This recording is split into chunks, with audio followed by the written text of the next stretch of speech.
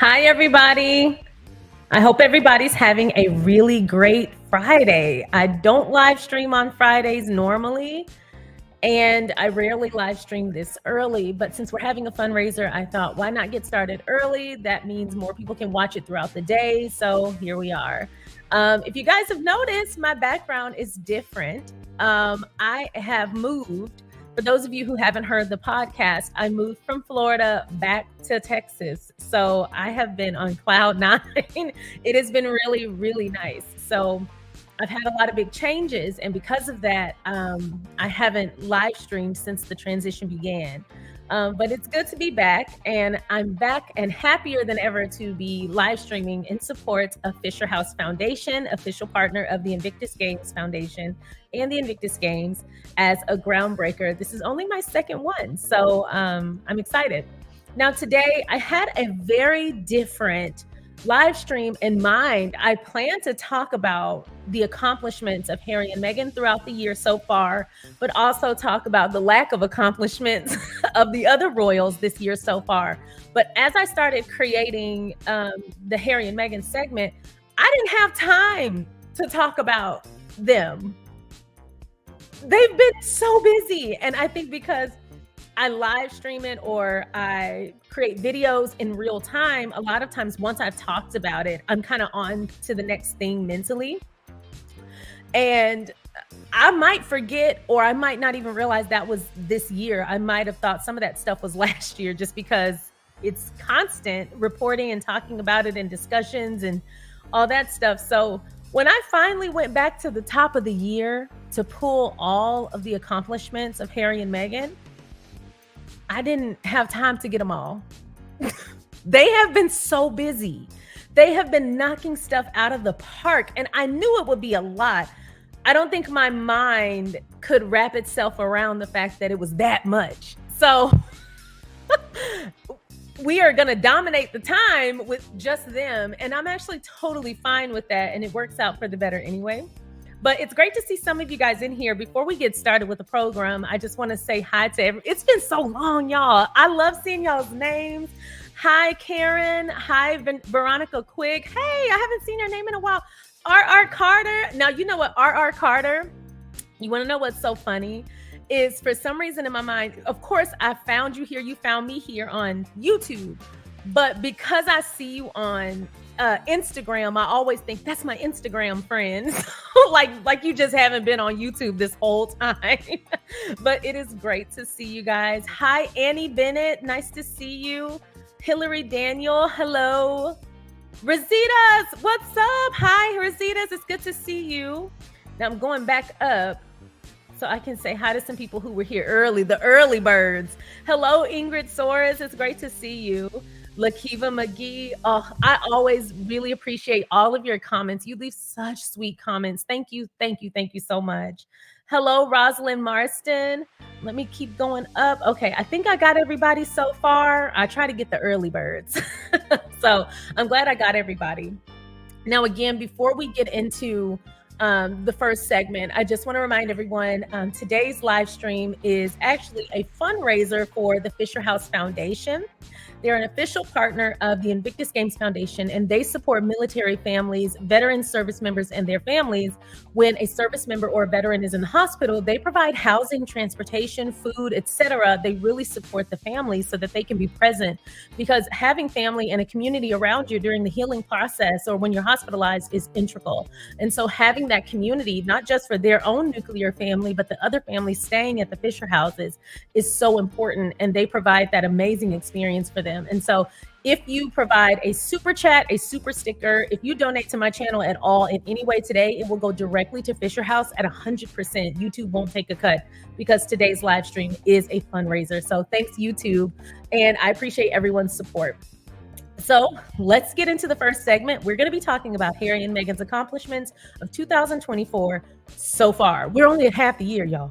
So they probably gonna double all of this. So we'll be back at the end of the year to talk about the rest of it. But for now, let's talk about this part. The Duke and Duchess of Sussex have been quite busy in the year of 2024. Well, I mean, I guess you could say the same thing about 2023, 2022, 2021, 2020, of course, 2019, 2018. Well, you know what? You get the drift. You get the drift. They're very busy because they're always working. Well, in the year of 2024 alone, they have over 50 accomplishments so far. And that's only what's documented on Sussex.com. So today, I can't promise to go over all of them because I can't have you all day, but I will go over some of the highlights from this year so far. Harry and Meghan are very busy, and they're always working to serve underserved communities and under-resourced areas. They accomplish so much, and I think it's important that we continue to acknowledge the work, and hopefully more people are inspired to do the same.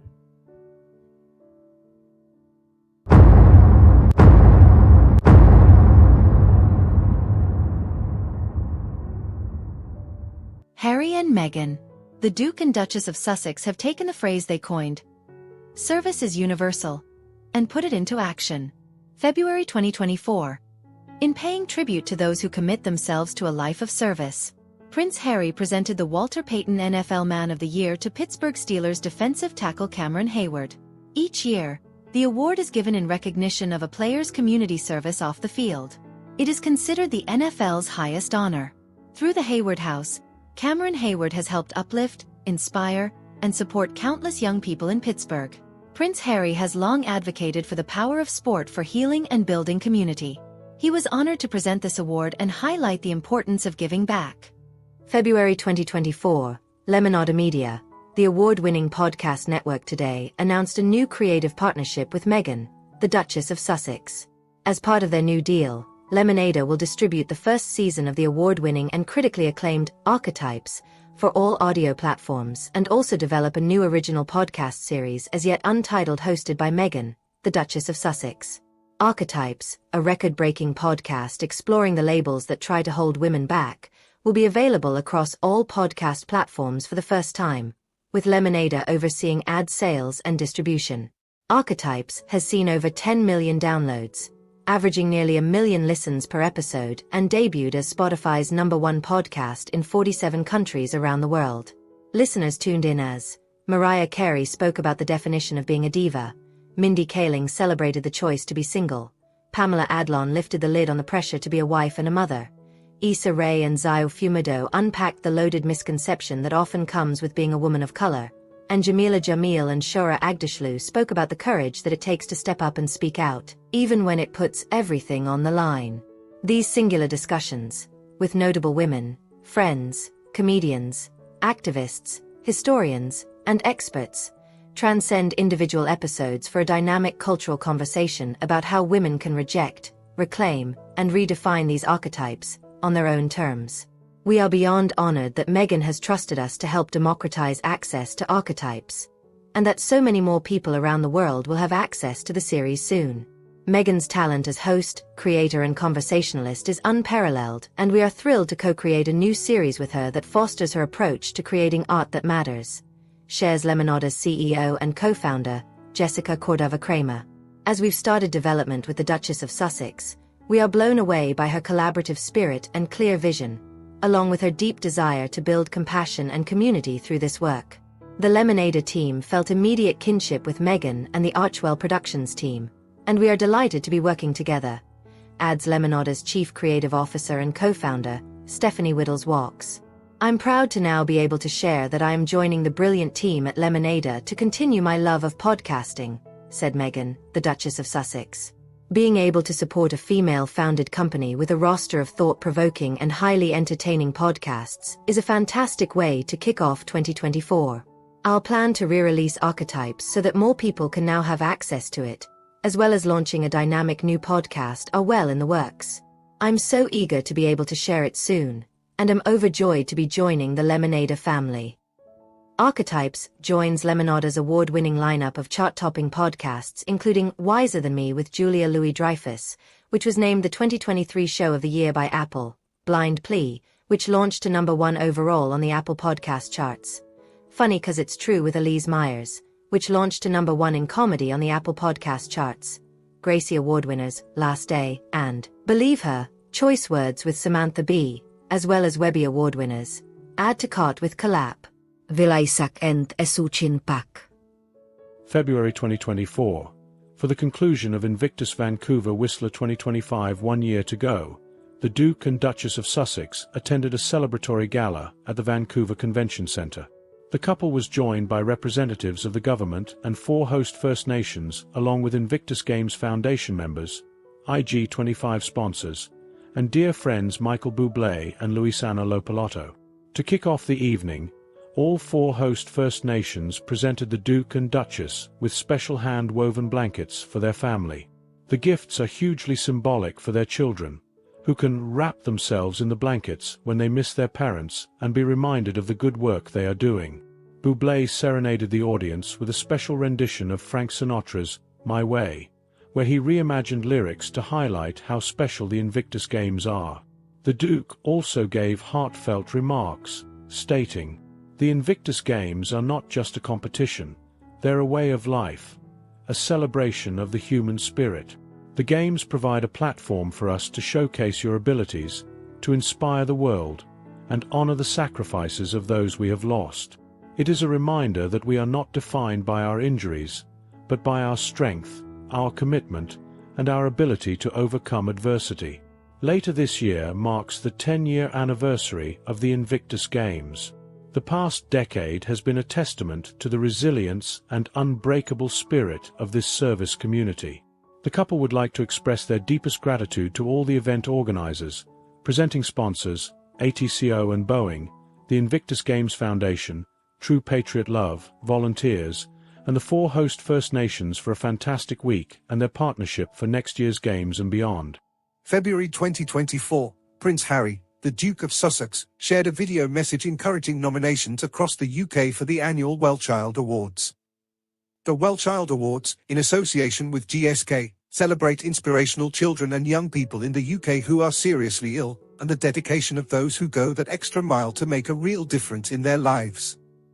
The Duke has been Wellchild patron for 15 years, helping to ensure the charity can pursue its mission to improve the quality of life for children and their families facing incredible hardships across the UK. He stated, "It is such a privilege to honor the immense courage and compassion of this incredible community. But to do that, we need you to take a moment and nominate the remarkable individuals who inspire you. Your involvement makes a huge difference, so please join us in celebrating the amazing superstars who will be recognized at the 2024 Wellchild Awards." March 2024. Meghan the Duchess of Sussex celebrated International Women's Day at South by Southwest alongside fellow visionaries Katie Couric, Brooke Shields, and Nancy Wong-Yuan. The group participated in a keynote panel discussion co-hosted by the Archwell Foundation about women's representation in media and entertainment. Entitled Breaking Barriers, Shaping Narratives: How Women Lead On and Off the Screen, the discussion was a celebration of women who are driving culture change and creating true equity in the process. The panelists highlighted the importance of community and its role in fostering a sense of belonging and empowerment among women. The key thing that I think needs to be focused on in terms of equity is that it's not a zero-sum game. Just because someone else has the same advantage that you do, doesn't mean that you're losing anything. Meghan, the Duchess of Sussex. The conversation concluded with panelists sharing their thoughts on building a more inclusive society and their hope for the future of media. April 2024. Prince Harry, the Duke of Sussex and Chief Impact Officer, CIO, of BetterUp, hosted an insightful conversation with CHROs at BetterUp's Uplift Summit in San Francisco. He was joined by organizational psychologist and BetterUp's chairman of the Center for Purpose and Performance, Dr. Adam Grant, and Cisco's Chief People Officer, Kelly Jones. This year's summit, which centered on courageous leadership, provides a unique forum for C-suite leaders, business executives, and HR professionals and advocates. The session, Beyond Burnout: Transforming C-Level Stress into Strength, examines how C-level leaders manage the unique pressure of their roles, build resilience, and foster a culture that supports sustainable performance. The trio dove into the psychological toll of leading through uncertainty, sharing personal anecdotes, evidence-based practices, and forward-thinking policies aimed at helping leaders thrive amidst the pressures of today's world and modern corporate life. April 2024. Prince Harry, the Duke of Sussex, participated in the Royal Salute Polo Challenge in support of Centerbale. Centerbale was co-founded by Prince Harry and Prince Siso of Lesotho in 2006, in honor of their shared love for the country and their late mothers. The camaraderie and competitive spirit on the field were matched by the generosity of those who attended the challenge. The Duchess was among the many esteemed guests in attendance and presented the trophy to the winning team. Centebail is a source of support and inspiration for young people, caregivers and communities in Lesotho and Botswana affected by issues of health, wealth inequity, and climate resilience. This polo challenge highlights the importance of these programs, bringing them to a global audience and ensuring that the charity can continue its vital work. It's a reminder that behind the glamour in sport, the heart of the event beats with the stories of those it aims to uplift. The polo challenge further exemplifies how sport can be a powerful vehicle for change and underscores the importance of empowering young people and their communities around the world. May 2024. This year marks the 10th anniversary of the Invictus Games Foundation, a milestone defined by courage, resilience, and strength. Over the past few days, Prince Harry, the Duke of Sussex, paid tribute to the foundation's legacy by participating in a series of events celebrating a decade of changing and saving lives through sport. Earlier this week, the Duke joined in conversation with former IGF chairman Sir Keith Mills and CEO of Fisher House Foundation Ken Fisher. The group reflected on the inspiration behind establishing the first games in 2014 and acknowledged the accomplishments of IGF in assisting thousands across the world who have given in service of their nations. The conversation was followed by a service of thanksgiving and reception at St. Paul's Cathedral, where the Duke delivered a special reading of 1 Corinthians 12 verses 4-11 to over 1,000 guests. The ceremony was a poignant gathering, with many references to recovery and rehabilitation by international wounded and sick service personnel and veterans. With 400 competitors from 13 nations back in 2014 to 500 competitors from 21 nations across every continent in Dusseldorf in 2023, the Invictus Games have shown the world the unbreakable spirit of its competitors. Each participant's story is a testament to the power of perseverance and the unwavering will to overcome adversity. The Duke's vision has created more than just a series of sporting events, it has built a legacy that illustrates the power of connection and recovery. The Invictus Games embody compassion, respect, and a belief in the extraordinary capabilities of the human spirit. This 10th anniversary is not just a celebration of past accomplishments, but a reaffirmation of the Games' enduring mission to inspire, support, and challenge perceptions about what can be achieved with hope and determination. On behalf of the Duke, we extend his overwhelming gratitude to all who make the Invictus Games possible. As we celebrate this decade of achievements, we also prepare for the future, particularly to the first Winter Hybrid Games in Vancouver Whistler next year, with anticipation and excitement. The Duke and Duchess of Sussex received a vibrant and heartwarming welcome to Nigeria by Chief of Defence Staff, General Christopher Musa, at Defence Headquarters in Abuja. The couple were greeted with open arms, highlighting the deep connections made through the Invictus community, a celebration of resilience and the invincible spirit of injured service personnel, united by the transformative power of sport. Expressing his gratitude, the Duke highlighted the critical role of sport in rehabilitation, commending Nigeria's engagement with the Invictus movement. General Musa echoed the sentiments, reflecting on the newfound hope sport offers to wounded and injured soldiers. He shared insights into the challenges faced by the Nigerian armed forces, particularly the threat posed by IEDs, and the importance of solidarity and recognition for their bravery and sacrifice for their country. The visit was also a beautiful showcase of personal connections that transcend boundaries, as the couple was greeted by a group of wives of armed forces members who embraced the Duchess with a joyous, "Welcome home." As the Duke and Duchess continue their visit engaging with the military community, their message is clear: together, through community and support, healing and hope are within reach. This trip is a testament to the power of international solidarity, the resilience of the human spirit, and the enduring bonds forged through shared challenges and triumphs. The Duke and Duchess would like to extend their deepest gratitude to all the event organizers, military officials, and the whole Nigerian community for their tremendous hospitality and the first of many memorable trips. June 2024. To mark Armed Forces Day, Prince Harry, the Duke of Sussex and Nicky Scott, founder of Scotty's Little Soldiers, took part in a recorded conversation. The pair discussed service, grief, and the power of turning pain into purpose. Nikki's personal tragedy led her to establish Scotty's Little Soldiers in 2010 with a mission to provide bereaved military children opportunities to smile again and find joy amidst their grief. The Duke currently serves as global ambassador for Scotty's Little Soldiers.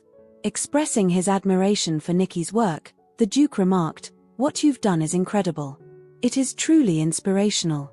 I'm really honored and privileged to be part of Scotty's now, and I really look forward to us doing everything we can to bring in more people, more interest, raise more funds and be able to get the message out there to get more kids the support they so desperately need. Together through their partnership, they will continue to work to provide a haven of empathy, support, and advocacy as they aim to ensure bright futures for these courageous children." July 2024. Prince Harry was presented the prestigious Pat Tillman Award for Service at the 2024 ESPY Awards for his work in creating the Invictus Games. Named after the late NFL player and Army Ranger Pat Tillman, the award honors individuals who have made a significant impact through service, leadership, and community involvement. In his speech this evening, the Duke shared, "The truth is, I stand here not as Prince Harry, Pat Tillman Award recipient, but rather a voice on behalf of the Invictus Games Foundation and the thousands of veterans and service personnel from over 20 nations who have made the Invictus Games a reality. This award belongs to them, not to me." Prince Harry, who served 10 years in the British Army, including 2 combat tours in Afghanistan, has channeled his experiences into a lifetime of advocacy and support for military veterans and their families. In 2014, he founded the Invictus Games, an international adaptive sports event for wounded, injured, and sick veterans and service personnel. Today, the Invictus Games Foundation provides a platform for veterans to showcase their resilience and strength through sport and adventurous challenge all year round, while fostering global awareness and admiration for those who have served. Over the past 10 years, the Invictus Games have embodied compassion, respect, and a belief in the extraordinary capabilities of the human spirit. As Prince Harry remarked, the beauty of the Invictus Games lies in how it brings people together, no matter one's nationality, background, or personal struggles. It is a collective built from courage and mutual respect, where athletes discover time and time again the common denominator of their humanity. Our community proves that unity is not just possible, but formidable. I have to be honest, I enjoyed quite a bit playing around with the voice changer feature on this app. By the way, I use Clipchamp for anyone who's inquiring. But I didn't enjoy that nearly as much as I enjoyed going over and spotlighting just a few of the engagements and accomplishments of the work of Harry and Meghan from this year alone. And there are tons more. Again, if I were to go through all of them, we would be here all day. That's just a testament to how dedicated they are. And I'm really proud to support them. I appreciate the work that they do with R12 Foundation, with the Invictus Games Foundation. Wherever they put their focus, I'm happy to throw my support behind them because I know the organization has been vetted and is going to reach deserving people.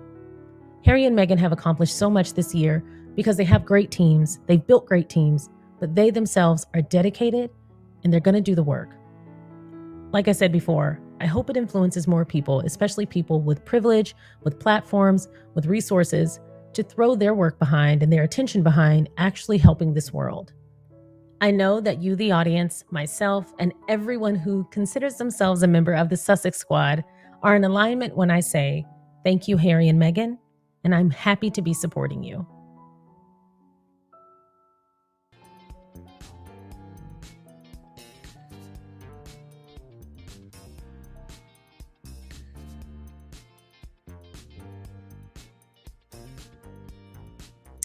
So that was a lot of fun to put that together. And believe it or not, I'm sure you believe it. If you're here, you already know. I don't even think I was able to include like 18 to 19% of what they've accomplished this year.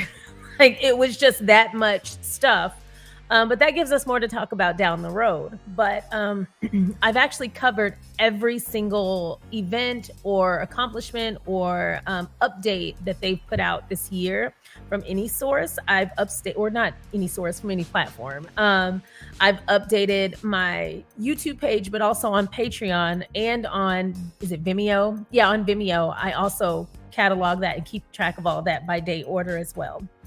And so that was a lot of fun putting that together, but having it all compiled on a list right in front of me I already knew they were working hard. I already knew that they were making a lot of accomplishments, but to see it all like that was astounding. It just reiterated what I already knew, but I feel like I just didn't realize how much they'd accomplished. So as always, I'm really proud to support them because they are always happy to support other people, organizations, and communities. So I wanted to go through some of the comments that we got. Thanks to everyone who donated during that segment. I really appreciate it. First, I want to start with Veronica Quick. Hi, Veronica Quick. She says, "You look great. So glad you had safe travels and are back home." Thank you so much. I didn't even realize it had been a total of 7.5 years that I was living in Florida, and it went by like that. It went by so fast. I mean, I was going to the beach every day or every other day. I mean, I don't know that my hair will ever like recover and get any moisture back, and that's okay. It was worth it, but I was literally starting every day at the beach. I was having a good time. So I'm not going to complain about it. It's all good. But it is so good to be home. Oh my goodness. There is no place like Dallas, Texas. I'm not saying it's better than every other place or whatever, but there's just seriously no place like Dallas, Texas. And when I came home, I just almost kissed the ground. It just felt so good to be back. And I'm happy to come back. I didn't expect it.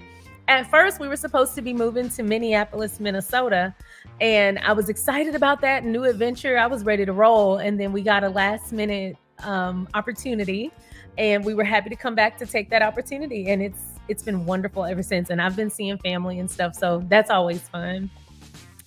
Hey, Nick Mac, thanks for keeping track of all the donations because sometimes they don't pop up on my app. But thank you so much to Dara Edgehill for your donation. Thank you to Anonymous, the first Anonymous who gave a donation. And thank you to the second Anonymous who gave a donation. And thank you to Massa Kali for the donation. I appreciate that. And then for the last comment, Mia Sylvester says, "I love how Prince Harry always thinks of others just like his mother." Absolutely. I say this often. She is still here and she lives through him. He carries her legacy like no other.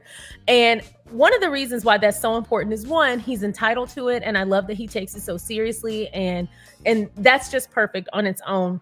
But after covering the royal family for the past 4 years, something I've noticed is that they are so keen on trying to rewrite history. Do y'all remember last year? No, that was the top of this year when all of those stories started circulating that Charles blames adopting Diana's parenting style for how his relationship with Harry turned out. And if he had never done that, then he and Harry would be close. And then they came out with the other story that Diana was not a disciplinarian. She just let the boys run wild while Charles really tried to impart values on them. I was hot as fish grease. Do you hear me? But because of Harry, a lot of those stories were immediately dispelled, and a lot of those stories left the news cycle really quickly. And that's because someone here is always advocating for her. And we have to do that for the people that we love. We can't always just let people or turn the other cheek and let people just say whatever and whenever about whoever. We have to advocate for people who didn't do anything wrong, for people who are innocent, especially with their oppressors, because people will truly, the media in particular, will have you hating people who were oppressed and loving the oppressor. Got to be careful with that. And that's why I really appreciate Prince Harry always advocating for his mother. You are not about to lie on his mama. And I don't blame him about that. Absolutely. I want to get into some more conversations. Hi, Hillary Daniel. Hillary Daniel says, "I donated via Venmo. I found you." Oh, wow. Thank you so much. Okay, great. So whenever I get donations for charities for my own Venmo, I like to post the receipt of the transfer. So I will be submitting that donation directly to Fisher House. Thank you for letting me know. And I'm going to make a little note of that so I don't forget. Hi, Lakiva McGee. Thank you so much for being here. Lakiva McGee says, "Meghan and Harry are so strong." Yes, you would have to be. Like, sometimes when I'm doing my thing and I'm watching my other channels, and I watch the other channels on the weekend. They're my weekend people. I go through my people and I watch all the Sussex channels, as many as I can on the weekend when I'm off work. But when I'm doing my thing during the week and then I'm watching them over the weekend when I'm working on the podcast or the Patreon, it can be easy to get into a place of like, recaps. It can almost start to feel like recaps because I also recap shows and movies. But the danger in that is if you're not careful, you can forget that these are real people enduring these very real things. And while I'm so happy that they have an amazing support system, and both in real life, but also virtually, the Sussex Squad is the best protective system I've ever seen. They are very much like the Beehive as well, and many of them intersect. They definitely protect the innocent and condemn the wrongdoers. It can be easy to forget that these are real people who are enduring these things. And so just because we talk about it and call it out and it never comes to fruition, no weapon formed against you will prosper. But just because of those things doesn't mean it isn't hard. And so I'm always relieved, or finding myself in this place of relief, that they found each other and that they have each other through it all. And I'm always happy to be supporting them virtually. And I'm always happy to support others who support them virtually. But it's got to be a lot. Do you know how annoying that would be to like wake up to a new rumor about yourself all the time? I know that Meghan and Harry don't read the tabloids, and good for them. I would recommend everybody kind of take that position. But what I don't like is that they actually have to protect themselves from things that are so normal and everyday, like social media and reading magazines and newspapers, things you might casually do without even thinking about it. They have to be very resilient all the time to not do that, to protect their mental health. And it makes me mad because it makes me feel like in some way those tabloid people have kind of imprisoned them to where like you can't go here or you're going to see lies about you. It shouldn't be allowed to happen. One of the things that I appreciate about the Sussex Squad, as well as those in the media who don't play that game, is that they call it out and that Harry and Meghan are being defended because they absolutely deserve it. Now, what I do know is in 10, 20, 30 years, people are going to look back and be like, well, how was this so normalized? And I can't believe more people didn't speak up at just the world bullying two people. And I hate when that happens because you know how it was normalized, because the people who weren't engaging didn't speak up. They said, oh, I'm gonna keep out of it. I'm gonna stay out of it. I ain't gonna say nothing. I don't really know what's true. You do know what's true, because if you were vetting your sources, you would know how to verify the information or invalidate the information that you're seeing. It's just that too many people like to turn a blind eye and don't want to do the work, but they're happy to form an opinion. And so I said all that to say, as we continue to amplify Harry and Meghan and their incredible work and condemn those who try to detract from it, I hope more people continue to call out those who are trying to inhibit their work. But I also hope more people join the fight and stop taking a passive view of it. A lot of harm is done when we react passively to harm being done that we're not involved with or we're not at the heels of. And that's a problem. That's one of the reasons why even when causes don't affect me personally, I'm always happy to speak up about them, because just because it's not me doesn't mean it should be happening. We all have to join the fight to speak up for what's right. And I hope more people do that. I love that Harry and Meghan are strong. I hate that they have to be. I hope here soon they catch a break and people can actually see them for who they are. At the ESPYs, I felt like we took a turn in the media where people are finally wising up to what we've been saying this whole time. Like, they're very good people. Why did you need to see Harry on an ESPY stage or hear him on that mic to be like, wait a minute, you mean they're not terrible people? No, fool. What proof have you seen that they were terrible people in the first place? He shouldn't have to get an award for you to give him a shot and actually investigate some of the things that you've chosen to believe about them. So hopefully that was a call to action for a lot of people to be like, okay, all this time I've been letting the media control my mind. Let me start taking a little bit more control about what messaging I'm allowing myself to take in. And I think as people make that decision, we'll see a lot less engagement on those negative posts, on those negative articles, towards those negative platforms. And it will encourage the editors of those platforms to do their dang jobs, which y'all know I'm quick to call out. InStyle is one of the worst ones. Their editors just be asleep at the wheel. They'll let anything just be posted. And it's insane because aren't they American? I'm like, what do you even gain from attacking Meghan? What's even worse is she's American too. So why wouldn't you want to amplify her and show her in the true light? You know what? If I try to understand the crazies too much, I might become crazy myself. So I don't want to understand them. But like your point says, Lakiva McGee, they are very strong. And I'm always happy to continue supporting them. Oh, wow. Hi, Rositas. Rosita says, Sharion, I just moved home to Oklahoma after 16 years in South Florida. Wow. How's it been to return home? I'll tell you what. I kind of underestimated how hot it was going to be in Texas. The first few days walking my dog, I was damn near passed out on the street. I have now started taking water with me because I forgot how hot and how dry this heat can be. And that's why my little bun be a little frizzled. It's going to get used to the heat, but that little bun been struggling. I've been holding it down because in Florida, it doesn't do all that. But out here, that heat said, I'm going to snatch them edges real quick if you're not careful. And it did. It did. So how's it been being back, Rositas? Oh, hi, Verta Sanchez. It's great to see you. Thank you for all that you do. You and Nick Mack, Tamiko Hinman, Black Queen, y'all are amazing. Thank you so much. Oh, it's so good to see you guys. I feel like this is a family reunion, but y'all did not come here for me to just sit here and cry the whole time. Hey, Rositas, great point. Rosita says, Charles's parenting style is absentee. No, for real. His name should be next to absentee parent in the dictionary, because he just was like not present. And when he was present, he was a punching bag. Had the nerve to talk about Diana wasn't a disciplinarian when we all saw William punching him in the head in the middle of an interview, and he didn't have boo to say about it. Just the rabbit. The dog, like, just let me not, because we'll be here all day. Y'all know how I feel about Charles. It's something about, after reading Diana, her true story, it's just something so intolerant in me about him.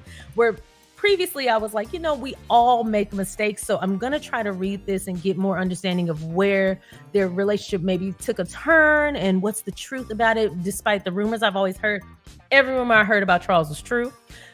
And then on top of that, it was worse than what I had been told. So there's a woman named Zandy Sussex on Twitter who's recapping Charles's biography. She's doing such an excellent job. I recommend following Zandy Sussex on Twitter. But even from her recaps, I'm learning so much about Charles. His autobiography revealed that he's a lot worse than even I thought. Like, he's just a terrible person. Did y'all see my video the other day about him sending support to Trump? And I had several people saying, oh, well, Sharion, he has to remain apolitical because et cetera, he's a sovereign, blah, blah, blah. I don't have any problem with him doing his job. My problem is you didn't have to send Trump anything because he's not the president. You didn't have to send him anything. You chose to do that. And the problem I have with that, let me get you off the screen so nobody think I'm talking to you, Rositas.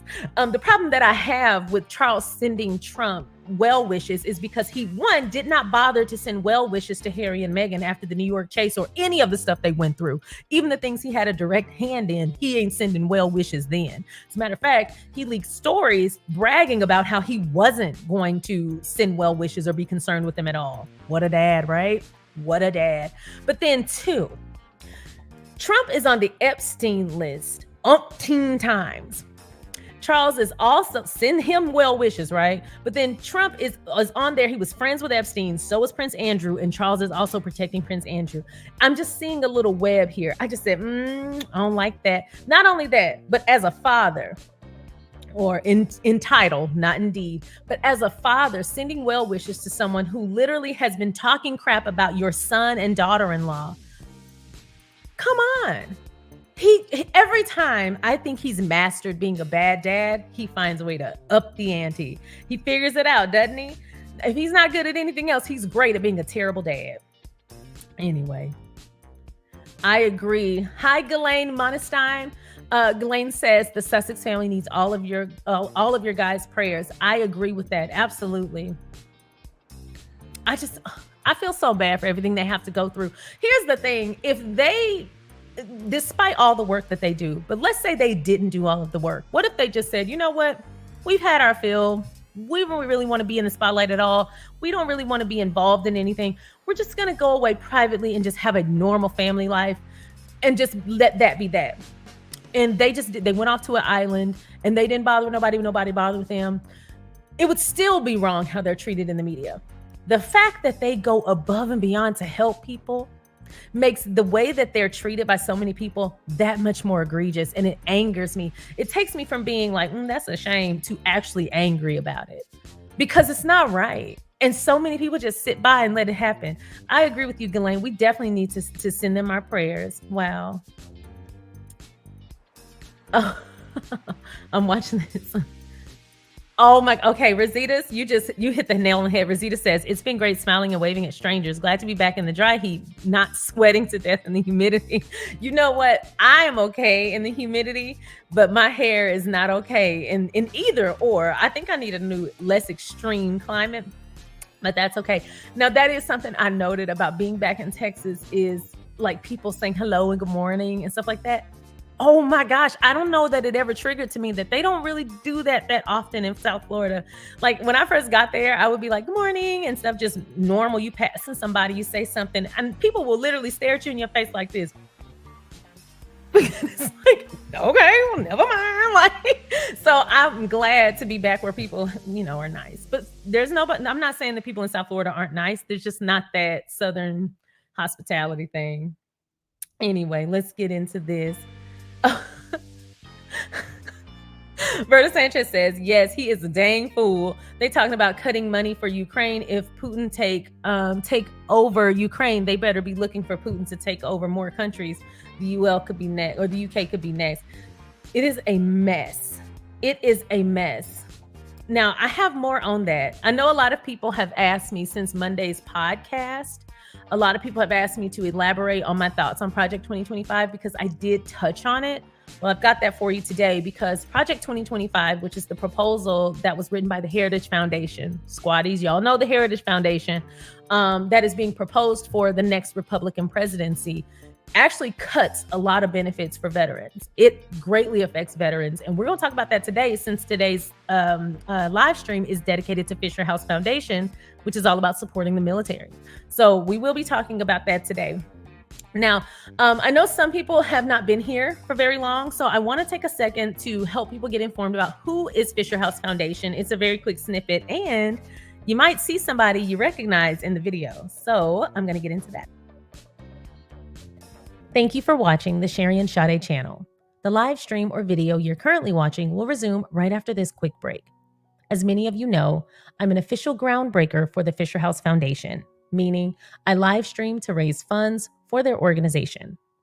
Fisher House Foundation builds comfort homes where military and veteran families can stay free of charge while a loved one is in the hospital. These homes are located at military and VA medical centers around the world. Fisher houses have up to 21 suites with private bedrooms and baths.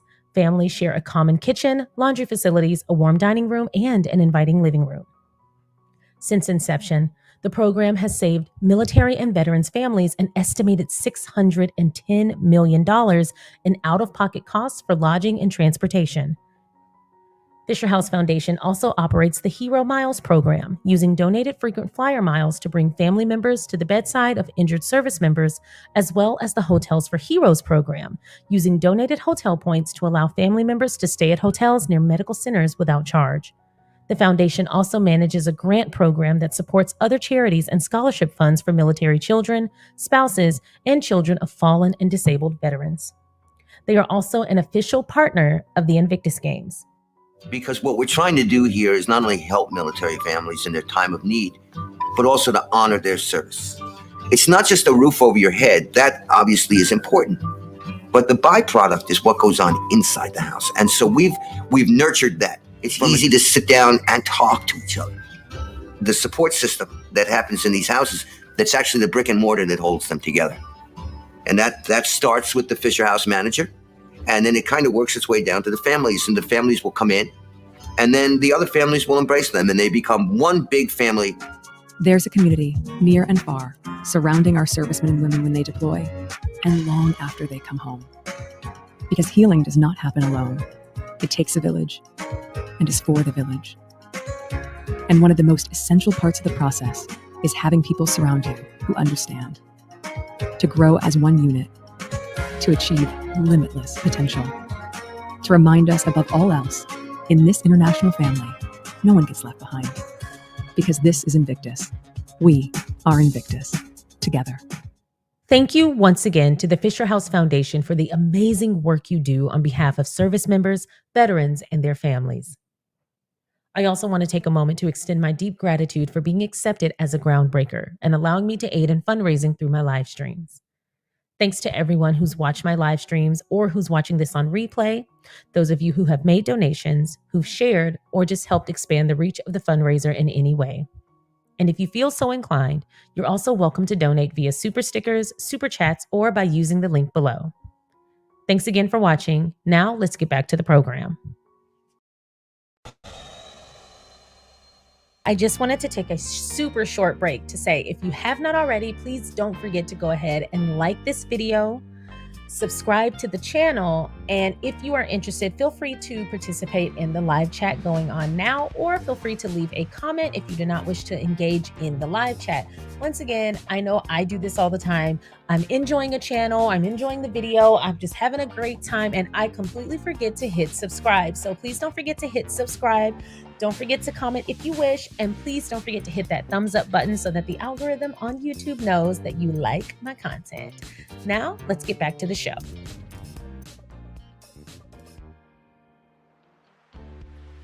So so I mentioned Project 2025, and several of you have commented how scary it is. It absolutely is.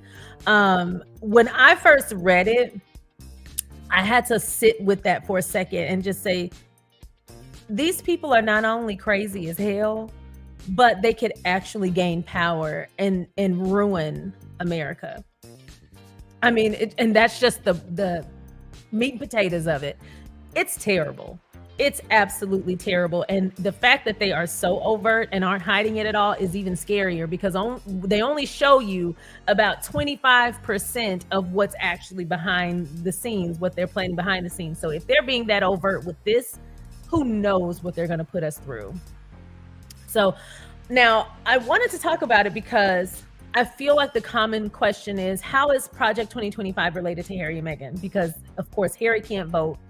He's a British royal family member, and so he can't vote. He's not an American citizen. Meghan is an American citizen, and she does vote, and she's the Duchess of Sussex. I love a multitasking queen. But the reason it affects Harry and Meghan is because, one, the Republican candidate is Donald Trump. Meghan warned us about Donald Trump before he took office the first time. She happily revealed her thoughts and exposed a lot of people who just didn't know how awful he really was. She exposed a lot of people to that when she sat with, I feel like it's Larry Wilmore. I could be getting the Larry wrong, but I have the clip and I'll show it. But she talked about Donald Trump when he ran the first time, and people were basically saying, oh, everybody's being dramatic. He'll never become president. He's just shooting off at the mouth. Only for everything she said would happen to happen, and then some. And so ever since then, he's had his little musty grudge. And I bring that up to say he's running again, as we know. And the Heritage Foundation, the organization, the little think tank that's been harassing Prince Harry for a few years, they're the ones who wrote Project 2025 for Trump. And Trump has denied knowing who wrote it and being behind it. He said it's too extreme. He's not behind it. That's a lie. His attempt is to appear more moderate and less extreme until he gets into office, just like the first time. Just like the first time. Like, I don't know why people are falling for the same raggedy ass playbook, but here we are. But no, he's claiming to not know anything about it and to not have been part of it, but over 140 people who were involved in writing Project 2025 were working with or for Trump in his administration. But he didn't know about it. Get out of here. Anyway, and the views align with him, but he didn't know about it. So anyway, he knew about it. He's been part of it, and he's trying to appear moderate so that people will see him as not as dangerous and not as threatening. And why not? Who knows? The thing I hate about how President Biden is doing is how people are doing President Biden is the fact that people are saying he's too old to do the job. First of all, ageism, really? As someone with a 94-year-old grandfather who still works and does a great job, I find those comments about Biden to be absolutely ridiculous. I also feel like it's not about Biden. I feel like it's about Kamala, but that's a conversation for another day. My issue with those comments is, one, ageism is wrong as the day is long. When I was a manager and I managed people, I would interview everyone. Everyone who was qualified, I brought them in. I didn't play those games when it comes to, oh, the name sounds too unique. Like Sharion ain't just the most unique name in the world. That name sounds too unique, or they had a bit of an accent, or, oh, wow, their birth year is a little long ago. Who knows if they can keep up? Well, here's the thing. If someone is too old to do the job that you're advertising for, then that means you need to up your training practices. Not discriminate opportunities from people. You need to up your training practices. If you are a manager or a trainer in a corporate setting or any kind of work environment, you need to know how to train all kinds of people, young, old, audio learners, tactile learners, visual learners. You need to learn how to train. You don't need to discriminate against people from opportunities. You need to learn how to train all kinds of people who could bring something fresh and new and exciting to your organization. See, people like to sleep on older candidates, which again is illegal. Ageism is illegal. So people like to sleep on older candidates because they have all these excuses, which is crazy. But you are not going to get some of that information from that you get through experience and that seasoned experience. They have so much to offer on so many levels. There are people who come in and have all the hard skills, but none of the soft skills, or vice versa. The point is, let's not discriminate. I feel like a long time ago, it was decided that discrimination was bad and bad for jobs in corporations and companies. So why, when it comes to the presidency, are people now just apt to discriminate? Secondly, and I feel like this is the most important. Secondly, he's already doing the job that y'all are saying he's too old to do. So does that make a lot of sense? If I'm already making you a sandwich and you walk in and I've been making this sandwich, making you these sandwiches for 4 years and nothing has changed in those 4 years and I'm still making sandwiches, and you come in and one day you just decide, you know what, you are 4 years older than the last time. I don't want you making my sandwich this time. You're too old. Despite me saying, okay, I'm making the sandwich now. You're watching me. Nothing's changed. I'm doing great. I still think you're too old. That to me is silly. That's silly. And that's an excuse. That's an excuse. But anyway, let's just say this. Sure, he's older. Okay. I actually like having someone who's seasoned, who's dedicated their life to a career that they're doing and doing a damn good job in. I prefer him over the maniac. I feel like, what's wrong with people? And why don't people value? Thank you, Marie Johnson. Thank you. Marie Johnson says, also being older, you have a lot of wisdom to share. Absolutely. Absolutely. But let me respond to Vera So. Vera So, if you don't want to talk about politics, sweetheart, then don't. But Meghan has been very active in the political space for a very long time. She was on Larry King Live. She sat with Larry Wilmore to talk about specifically that, politics. She also posted about voting in the last presidential election because she is open to talking about politics. You don't get to determine where Meghan's limit is. You don't know Meghan and you are not Meghan. If Meghan didn't want to be included in politics, especially for the progression of America or just the world in general, then she wouldn't talk about it. She's actually been very outspoken. And when you say things like this, Vera So, you're actually sounding a lot like the royal family who told her to shut her mouth and not talk about real issues. That same royal family said the same thing to her mother-in-law, Diana. Don't talk about real issues. Vera So, if this is not the platform for you, bye-bye. But you will not limit Meghan, nor will you limit anyone else we discuss. Because our democracy is at stake. And it's not going to get us there. We're not going to get there by being cowards about it. And we're certainly not going to get there by limiting people who are literally doing exactly what you said we shouldn't let them do. That's a problem. So feel free to see your way out, Vera, if that makes you uncomfortable. I'm okay with that. So anyway, we're going to continue to talk about politics because it is important. Project 2025 has a lot to do with Trump, who has a lot to do with his agenda to literally try and deport Prince Harry if he gets into office. I bet Vera didn't know about that. I bet Vera didn't know about that. So anyway, we're going to share how Project 2025 directly impacts not only Harry and Meghan, but veterans in general. And also, it's impossible to not talk about politics when we're supporting the military today. We are here to talk about Fisher House Foundation and their amazing support of military service members, veterans, and their families. That's political. And what's even worse is that cowards are the ones who allow these terrible things to happen and these terrible people to get into office because they never want to discuss what makes them uncomfy. And that's a problem, because if we turn a blind eye to what's actually happening, We will put somebody in power who's going to strip our military of benefits. How terrible. Who knows? Vera, good luck with everything, sweetie. Hopefully it goes in your direction and you don't lose your rights too. Anywho, I'm going to share the next segment. Don't forget to keep commenting, and then we'll comment and talk and discuss when we get back.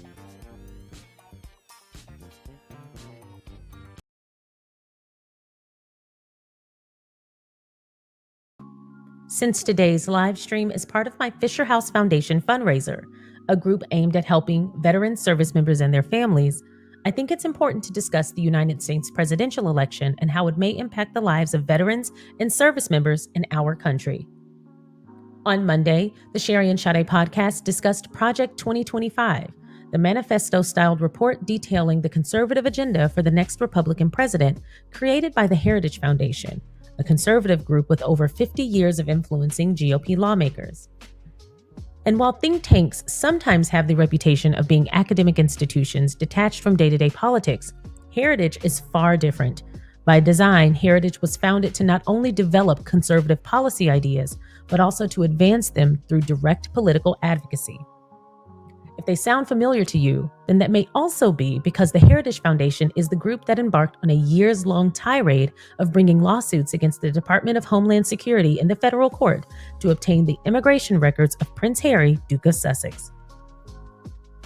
Their attempts have been aimed at preventing Prince Harry from being granted an American visa, as well as possibly even getting him deported under a Republican president. The DHS denied the Heritage Foundation's request for Prince Harry's file through the Freedom of Information Act and asked that the case be thrown out in federal court, asserting that immigration records are exempt from the Freedom of Information Act.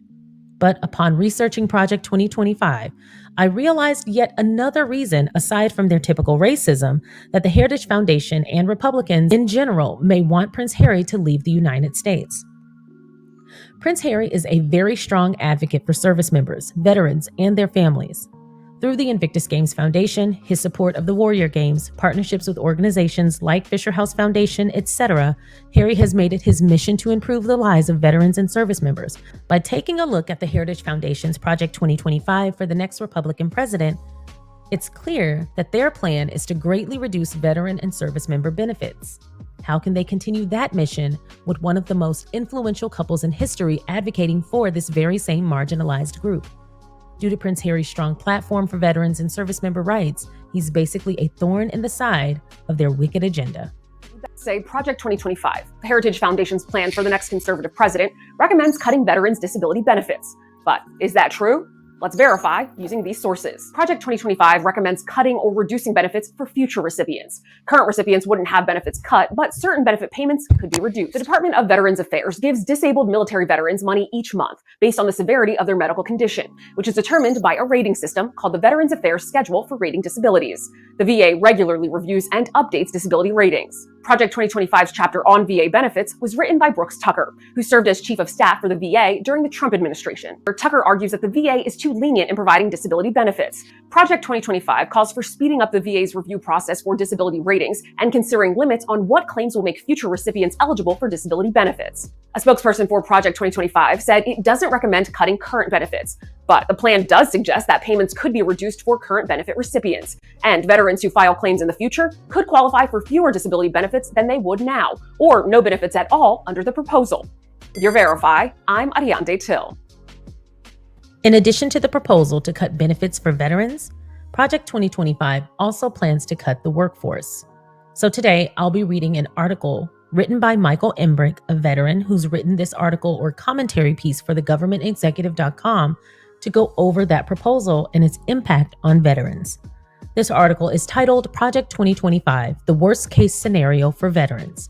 Quote, by dismantling key agencies and slashing federal jobs, Project 2025 risks undermining not only government efficiency, but also the livelihoods of tens of thousands of veterans.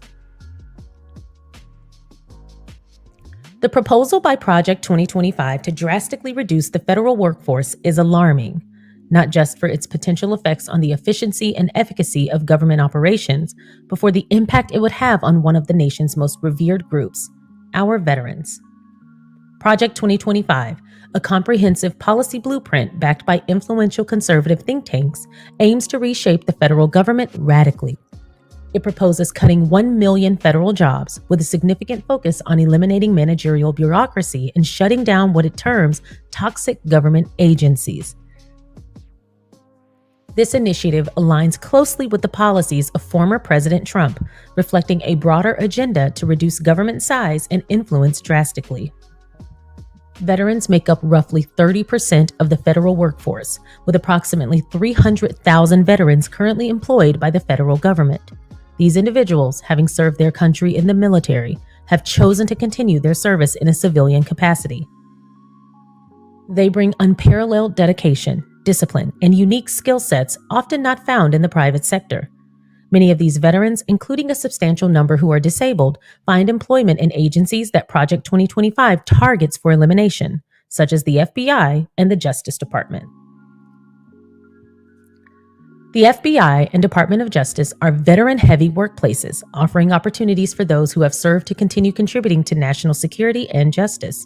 These agencies are integral to maintaining law and order, and their employees include many veterans who have transitioned from military service to civilian roles. Drastically cutting jobs in these agencies would disproportionately affect veterans, many of whom rely on these positions not only for employment, but also for a sense of purpose and community.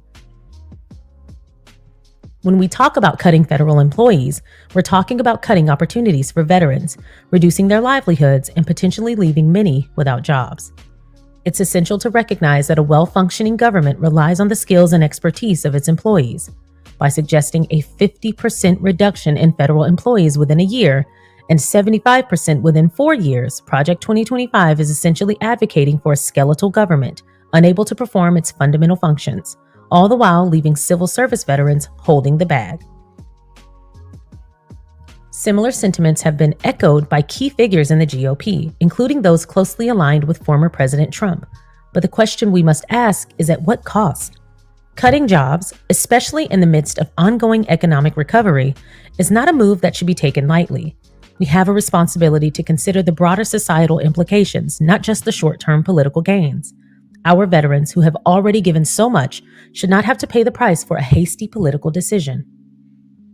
Let's prioritize real solutions, such as restraining and better allocation of resources, rather than drastic cuts that impact heroes.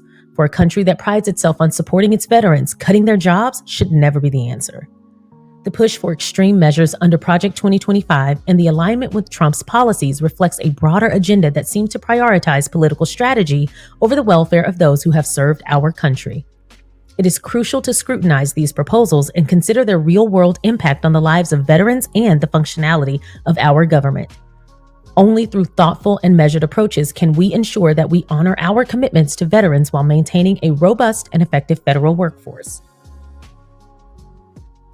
By dismantling key agencies and slashing federal jobs, Project 2025 risks undermining not only government efficiency but also the livelihoods of tens of thousands of veterans. These actions will have far-reaching consequences, weakening the very fabric of our nation's administrative capabilities, betraying our veterans, and damaging the economy to prove a twisted point. We must ask ourselves what is more important, the livelihoods of our veterans and the health of our economy, or the whims of the few who want to dismantle the government?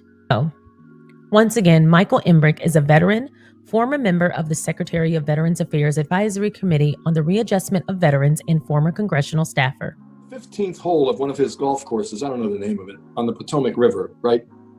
He's got a plaque that he's quoted on the plaque as saying this is where the Blood River battle took place. And I'm proud to honor both North and South soldiers who fought here on this historic spot, where so many lost their lives that this Potomac River became red with blood, and signed it, Donald John Trump.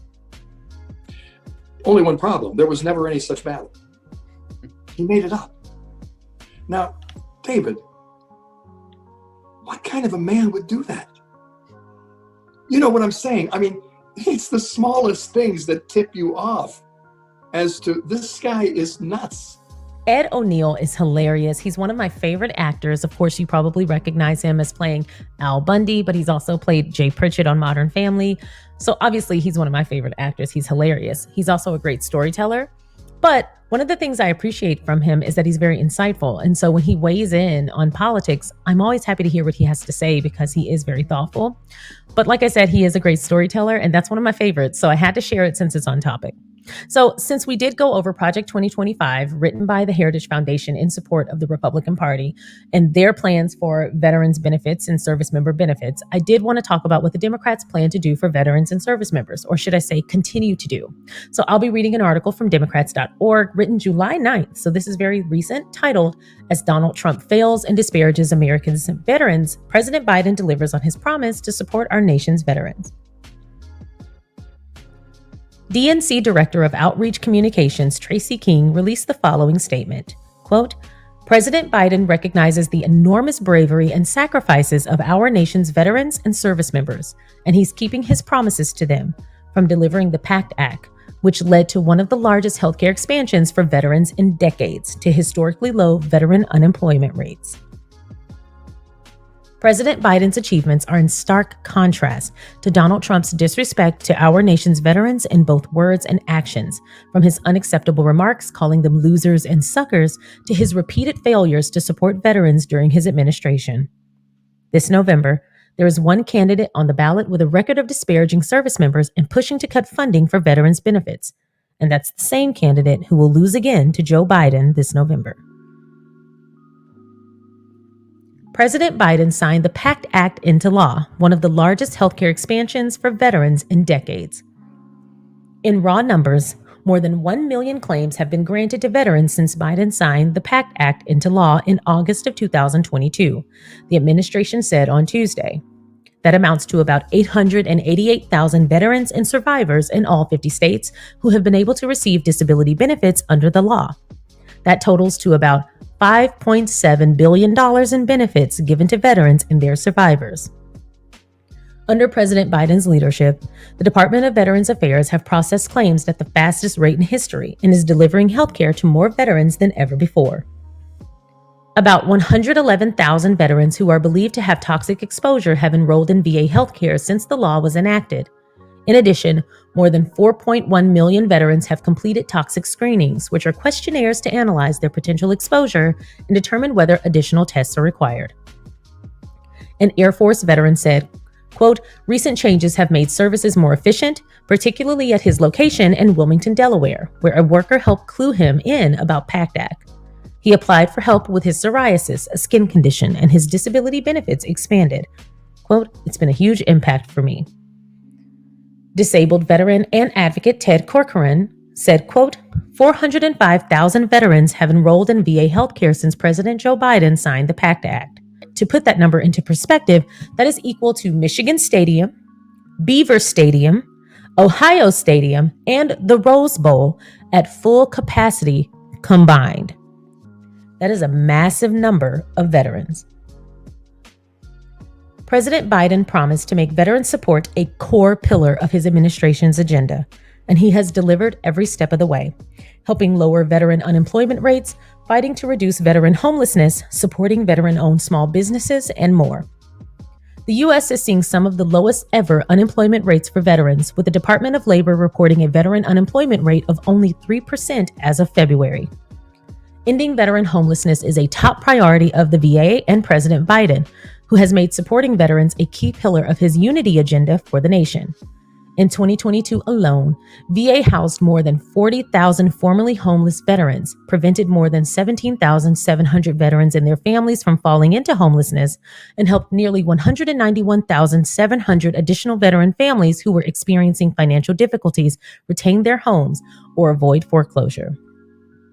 Veteran-owned businesses, the SBA backed 2,800 loans to veteran-owned businesses totaling $1.2 billion. Total loans are up 33% under the Biden-Harris administration, and total loan dollars are up 40%. Meanwhile, Trump has repeatedly shown he has no respect for the men and women who put their lives on the line for our country. Trump rejected the idea of the visit because he feared his hair would become disheveled in the rain, and because he did not believe it is important to honor American war dead. Trump said, quote, "Why should I go to that cemetery? It's filled with losers," in a separate conversation on the same trip. Trump referred to the more than 1,800 Marines who lost their lives at Belleau Wood as suckers for getting killed. Trump's comments stunned nearly everyone in the room, and some vowed that they would never repeat them. Indeed, they have not been reported until now. Quote, "I wouldn't go to war with you people," Trump told this assembled brass. Addressing the room, the commander-in-chief barked, "You're a bunch of dopes and babies." People familiar with Mr. Trump's comments say he has long scorned those who served in Vietnam as being too dumb to have gotten out of it, as he did through a medical diagnosis of bone spurs in his heels. At other times, according to those familiar with the remarks, Mr. Trump would marvel at people choosing military service over making money. Trump unleashed his disdain, calling Afghanistan a loser war. That phrase hung in the air and disgusted not only the military leaders at the table, but also the men and women in uniform sitting along the back wall behind their principals. They were all sworn to obey their commander-in-chief's commands, and here we were calling the war they had been fighting a loser war. Quote, "You're all losers," Trump said. "You don't know how to win anymore." President Trump on Wednesday minimized the injuries of several U.S. service members who suffered concussions during an Iranian missile attack on 2 Iraqi bases that house American personnel. Trump's MAGA agenda was a failure for American veterans. As president, Trump proposed harmful cuts to veterans' benefits and allowed wealthy Mar-a-Lago members to steer policy at the VA. Wow. That's why everything's so dang slow. Although President Donald Trump's proposed budget plan for the 2018 fiscal year would increase spending across the Department of Veterans Affairs, the proposal would also slash unemployment benefits for disabled veterans by more than $40.8 billion over 10 years. Wow. Elderly vets could face benefits cuts under Trump's budget. Veterans Affairs Secretary Dr. David Shulkin defended Wednesday a proposal in President Donald Trump's federal budget plan that would cut a benefit paying thousands of dollars annually to disabled elderly veterans. Congressional investigators found evidence that the 3 men helped steer policy decisions on VA medical records issues and discussed ways to potentially monetize VA patient health data. Wow. Along with emails to senior VA staff, the trio also frequently contacted senior White House staff on VA policy issues and briefed the president on their proposals, all without any official federal role. Trump and his Project 2025 cronies are plotting to jeopardize benefits for veterans while lining the pockets of their extreme MAGA allies. Project 2025 will rob veterans and active duty troops of billions of dollars in benefits. Among other recommendations, the plan proposes eliminating concurrent eligibility for both service-related disability benefits and military retirement benefits. Wow. The plan also proposes to end enrollment in VA medical care for veterans in 2 low-priority groups to save an estimated $69 billion through 2032 and narrow eligibility for veterans' disability by excluding disabilities that cannot be related to military service. Project 2025 also calls for privatizing the Department of Defense's current TRICARE system offered to military families. Wow. Quote, "Rescind all departmental clinical policy directives that are contrary to principles of conservative governance, starting with abortion services and gender reassignment surgery." Project 2025 focuses on conservative political goals and extensive outsourcing, risking politicizing the VA further and undermining its ability to serve veterans effectively. Trump's record of failing our nation's veterans is so bad that he's resorted to taking credit for President Obama's accomplishments. Boastful on the occasion of Memorial Day, President Donald Trump and his Veterans Affairs Secretary are claiming full credit for healthcare improvements that were underway before they took office. Trump said he passed a private sector healthcare program, Veterans Choice, after failed attempts by past presidents for the last 45 years. Quote, "That's not true. The Choice program, which allows veterans to see doctors outside the government-run VA system at taxpayer expense, was first passed in 2014 under President Barack Obama." You know, what's funny is I've mentioned how deranged Donald Trump has been in the past, and I've actually had on several occasions several squatties, and they are squatties. I've known of them for quite some time, and I've had several of them reach out and voice their displeasure with me mentioning Donald Trump in that light because they support him. And I rarely get with people on their personal choices. I will speak my piece, but I'm not going to like hound you about your choices. I'll just have to decide whether or not you and I can be in support of one another, or if I'm just going to acknowledge you at all. And that's kind of how I roll. If you are doing something that I just cannot comprehend, I'll speak my piece, but then I decide whether or not I want to even still tolerate you. And usually the answer is no. And so the choice was made for me to not follow these people. But when they responded to me with that and said, hey, I support Donald Trump, but I'm also a squatty, and I don't appreciate you assuming that in order to be a squatty, you can't support Donald Trump. And I said, no, honestly, I rarely get with people on their personal choices, but you literally cannot be a squatty if you support Donald Trump.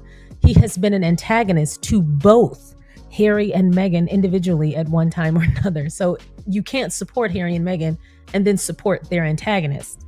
It just doesn't work that way. I'm sorry, I don't know how else to slice it. Trump himself has also had a word or two about Prince Harry and Meghan. He's threatened that under his presidency, he would try to have Prince Harry deported. He's called Meghan a nasty woman, and he's commented on them as a couple several times, and not in a positive manner. Always the class acts, though, Harry and Meghan have veered from not commenting on him in any capacity. However, during his first campaign run for president, Meghan did voice her truth.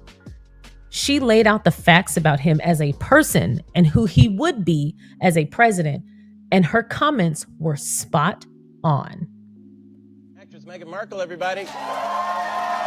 Really the moment that I go, we film Suits in Toronto and I might just stay in Canada. Uh-oh. Right? I mean, but come on, like if that's really the reality that we're talking about, come on, that is a game changer in terms of how we move in the world here. That's what he said. But think about the other part of it too. It's like, yes, of course Trump is divisive. Think about just female voters alone, right? I mean, like, I think it was in 2012, like the Republican Party lost the female vote by 12 points. That's a huge number. And with as misogynistic as Trump is and so vocal about it, that's a huge chunk of it. You're not just voting for a woman if it's Hillary just because she's a woman, but certainly because Trump has made it easy to see that you don't really want that kind of world that he's painting. But I have an effect on so many people. Isn't it crazy? I agree with you. I don't know what's happening. That's crazy if you think that it's really going to put people in a position where they don't feel mobilized to vote at all. I mean, yeah, you're right. You're right as well. Obviously, Bernie has brought so many. You're right first. You win. Bernie brought so many, especially young voters, to the table, right? So how is that going to parlay itself in terms of Hillary? I don't know. Do you think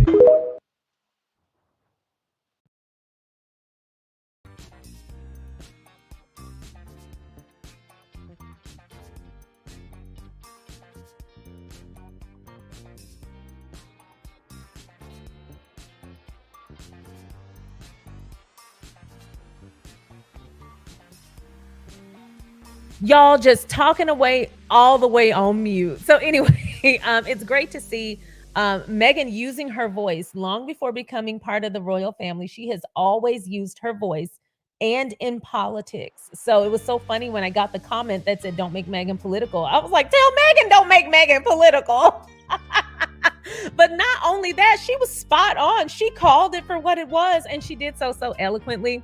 That part where Larry was like, I was right first. And she goes, you were right, you win. I was like, so she's good at moderating too. I would have loved to see her do more like late night conversations or political roundtables. She was killing that. And she got a lot of pushback during that roundtable. I watched the whole episode. She got a lot of pushback during that roundtable. I won't say that they were picking on her. I don't think they were picking on her. I think that people who weren't familiar with her and how like positive she can be. She's super bubbly and fun to watch, but she also knows her stuff. She's very astute. And sometimes people struggle with receiving information from really positive, happy-go-lucky, energetic people. I don't know what it is, but for some reason people, and I'm not saying this are the people on the round table, I'm just saying in general, sometimes people have a habit of attributing intelligence with stoicism. And then on the contrary, joyfulness and positive, energetic demeanor with ignorance. And I want people to stop that. I have talked about this several times, like in my life, in my career, in my corporate life. I would always get challenged on very basic information because I just carry myself in a very positive and bubbly way. But on the contrary, I never had any problem with bringing out the bee in the back room because I know how people are. And I would encourage anybody who has that just natural, friendly, happy-go-lucky demeanor, protect yourself by creating a bee in the back room. If you've been here for a while, then you know my theory that the nicer you are, the more you have to have a bee in the back room. And all that means is if you're out and about and someone is being rude to you, you may be passive or may say, oh, they're having a bad day. But if they try you one too many times, you have to put passive you away. And in the back room is a bee who overhears all this and say, okay, she sounds like she's handling herself. She's okay. And then when they go one step too far, they come out the back room and say, hold on 1 second, I'll handle this. Who the hell you think you thought? You have to have that. And I'm going to tell you, I had to create that after I was getting cut off in meetings and talked over and disrespected. And then I think the day it switched for me was when I walked into an office. I was interviewing. I hadn't even got the job. I was interviewing, and mind you, I'm interviewing for like a director role. And so I walk in and I meet a salesman, someone who's about to be my employee. And he says, have you ever heard of a warm lead? Do you know what that is? What about a cold lead? And he don't just try to share like, I'm in sales and this is what we're working on. Do you know what that is? Like, he's not just sharing information. He's very condescendingly quizzing me. And so at the time, I'm literally interviewing. So I'm trying to handle this very nicely. But I said, this is a great opportunity to show them that I can diffuse situations, but I'm also going to stand my ground. And so I said, yeah, I actually know what all of those are. Why don't you recite them for me? I want to make sure that you know them. You're in sales.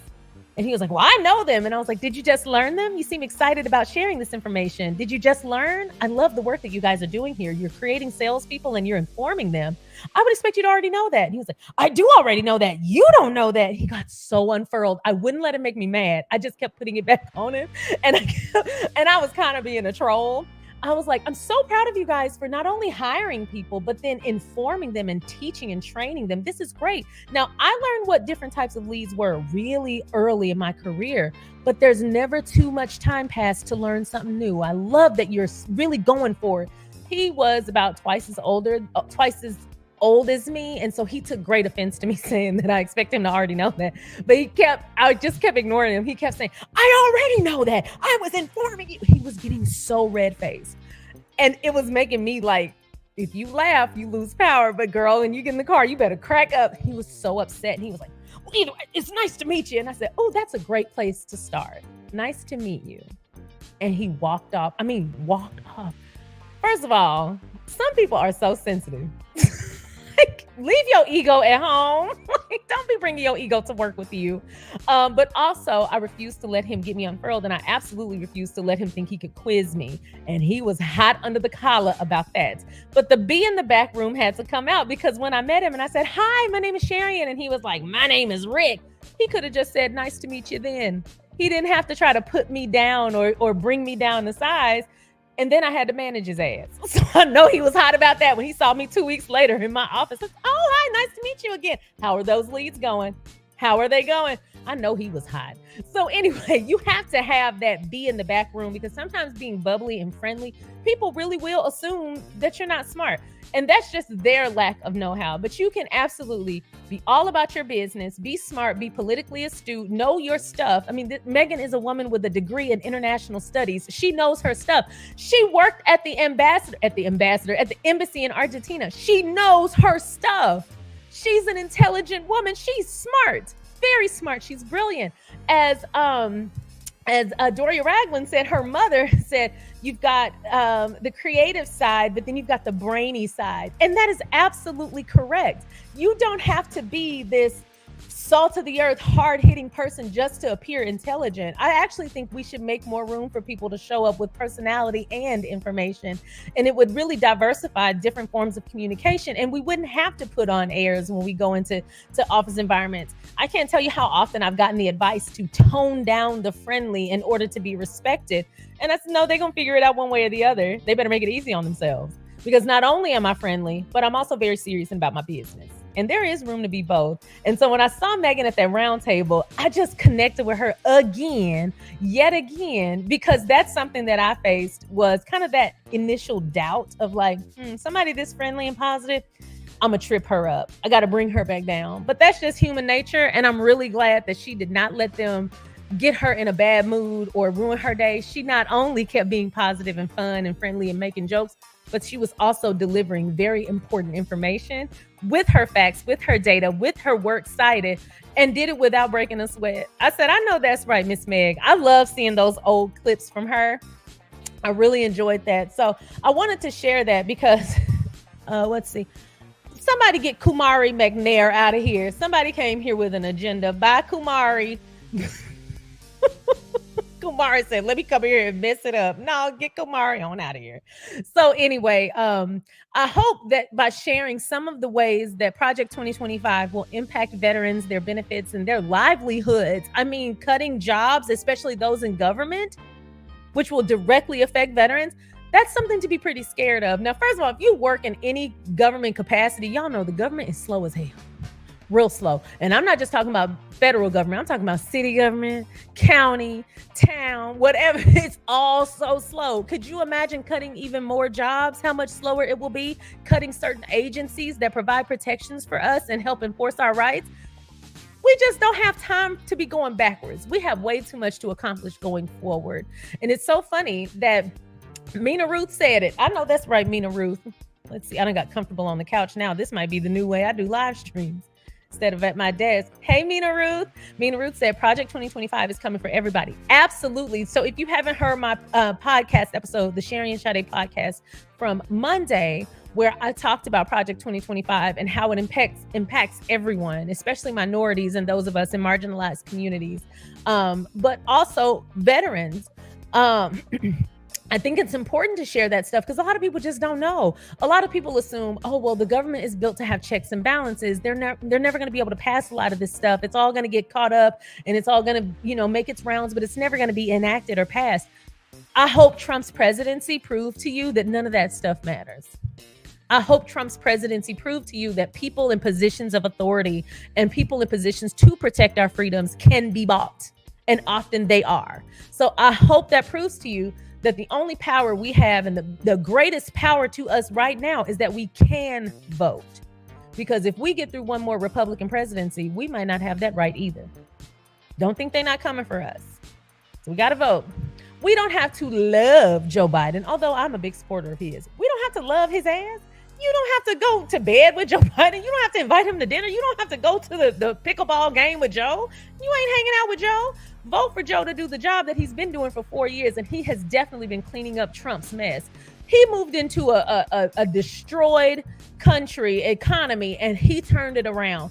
And we need to give him 4 more years so that he can finish the job, because Trump did a number on this country. And for people who are turning a blind eye to it, talking about, well, Trump gave us a stimulus check. Trump did not give us a stimulus check. As a matter of fact, he delayed the stimulus check just so he can make sure his name was on it. People could have received a lot more aid a whole lot sooner if he had not delayed the check in general to see to it that they put his name on it. Like, this is the kind of vain person y'all want to put back in office. I mean, let's go back to this, and then we'll have to we'll reconvene at a later date. But let's go back to this alone. If you don't hear anything else I say, if you don't hear anything else about the fact that he called veterans losers, like if you don't hear anything else I say, hear this. That man almost created another world war because he couldn't stop tweeting threats to North Korea. That don't bother nobody else, that man was that unhinged, that our very lives were hanging in the balance because of his big fat thumbs. That don't bother nobody that he didn't have enough emotional intelligence to not do that. But Biden's age, Biden has been doing the job for 4 years. If it ain't bothered him up to this point, it's not going to bother him for another 4. Let's stop playing with our democracy. Let's stop playing with our rights, our human rights that we fought hard to get. Let's stop playing with that over some ageism. And if you are suffering from but he's old, I do encourage you to take a course in discrimination. Trust me, it is so beneficial to learn to stop discriminating against people based on stereotypes or your own personal biases. It will help you get so much further in life. And it'll also help that when you are in a position of authority, of power, you don't discriminate from those who have done nothing wrong based on your own preconceived notions. That's important. So I want everybody to go to the voting booth with common sense in mind. I'm gonna be honest. That first week after the inauguration, I remember stopping and saying to my husband, it has been so long since I have woken up and didn't check Twitter to make sure that I wasn't getting roped back into slavery, or we weren't about to have a nuclear threat, or like like every day of Trump's presidency, it was always something. Do y'all not remember? People are quick to forget. It was always something. Whether it was him sending out threats via Twitter, whether it's him making yet another idiotic comment, whether it was him threatening Prince Harry with deportation, like, I need the president to be busy enough to not worry about what royals are living here, especially royals who are doing a whole lot more for your marginalized communities and under-resourced areas than you did. What's crazy is, this is my theory. Now, let me make sure I identify this as the theory that it is. The theory is, for me, yes, Heritage Foundation is uber conservative. So they're already going to be racist. And as we know, Harry and Meghan trigger the racists. I wonder why. We've been through it. But here's my second theory. Yes, they're racist, so they don't like Harry and Meghan anyway. But then two, a big part of Project 2025 is stripping so many benefits, healthcare and otherwise, from veterans and service members and their families. Harry being here has really reinvigorated so many veterans. The military community has gotten a lot of spotlight in the last few years since Prince Harry has been here. But for the last 10, they've definitely got a much bigger spotlight with the Invictus Games Foundation and the Invictus Games. See, I think a lot of people forget that the Invictus Games Foundation does a lot of work when the games aren't even in session, when we're not having the games, because the games are only like 2 weeks, 2.5 weeks, something like that. The foundation still runs. They have so many amazing programs. That's why I tried to ask people to go to invictusgamesfoundation.org. It's linked in the description box below of this live stream video on YouTube. Please go there and look at all the amazing programs they have where they help to build community outside of the games and the competition themselves. They really do help the veteran community, but it's not just about physical or ailment recovery or any of that stuff. Building community is essential to your mental health. You could be in perfect health. You can be in perfect health mentally and emotionally, etc. You can be doing just fine. But if you don't have community, and so many veterans don't have community, a lot of veterans saw their comrades die in front of them. A lot of veterans have dealt with loss of family since they were in service. A lot of people come home and there is no fanfare. A lot of people come home and there is no warm meal and a soft bed for them to lay in. They have to come home and figure it out. What Invictus Games Foundation has helped them to do is to connect with resources to build a life outside of the military. But also community, friendships, family, friends that become family. It helps them to do that. And what I love most about Fisher House Foundation, who again we are fundraising for today, is that they help to help that community and help that community to thrive even when the service member or veteran is in the hospital. That's important. We all know what it is. If you are blessed enough to have community, my God, please take a moment to be grateful for that, because there are so many times where, especially when I lived away from my family, where it would really feel like I don't have anybody other than my husband, of course, but we don't have anybody. And that's just because the distance was so strong. And even in those very small moments, it could be harrowing. So for people who live that reality every day, community is essential. Think about when you are going through something. Do you have the privilege and the blessing of just picking up the phone and being like, hey, mama, girl, they tried me at the store today? Do you have the privilege and the blessing of being able to call your husband like I do and say, they was mean to me. Can you come up here? Like, do you have that option? Do you have the option to call your sister or brother and be like, hey, you know what? I haven't been out the house for a while. Let's go golf. Let's go play pickleball. I don't know why pickleball on my mind, but do you have the blessing and the privilege of being able to say, hey, Verta Sanchez, it's so amazing to see you. Hey, Mina Ruth, it's so amazing to see you. Hey, Rositas, it's so amazing to see you. Nick Mac, wow, how's Bev doing? It's great to see you. I acknowledge that all the time, how blessed it is to have community here. There are people who don't have that. And so through the Invictus Games Foundation, not only do they get connected with resources, but they also get connected with community. Fisher House Foundation, I'm in the hospital. I might be here by myself. It sure would be nice to know that my family is surrounded by love and support while I'm in here doing what I got to do, so that when they come up here to support me, they have it to give. The military is essential. And I hate that when people, or a lot of people who are in positions of power, they feel like, well, once you put your gun down, or once you stop typing on your computer, or once you stop flying your helicopter, or once you stop driving your tank, you are no longer any good to me, and so you are of no service to me, then I don't care what happens to you. There are a lot of people come home missing limbs, have forever ailments, mental, physical, and otherwise, have lost best friends. There's a lot of people who come home, and then a lot of the things that they file claims for are denied. And Project 2025 wants to make sure that expands, that even more declined claims happen, meaning they don't get the health care that they are entitled to. Or if this really stuck out to me in Project 2025 was the fact that if we can't directly link what you are filing your claim for to your time in the military, it's automatically denied.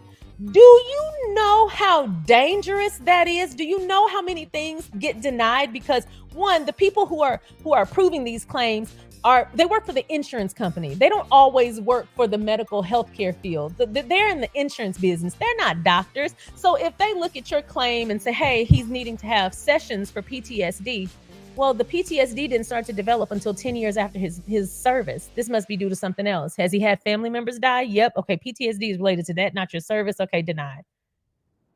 When it could take literally 5 to 10 years to even see symptoms of mental health issues.